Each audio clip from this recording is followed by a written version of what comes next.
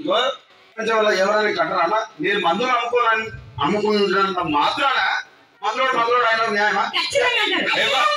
Conductor ఉన్నాడు, conductor కూడా అంటారా? పోలీసు ఆయన ఉన్నాడు, పోలీసు కూడా అంటారా? ఎందుకంటారు?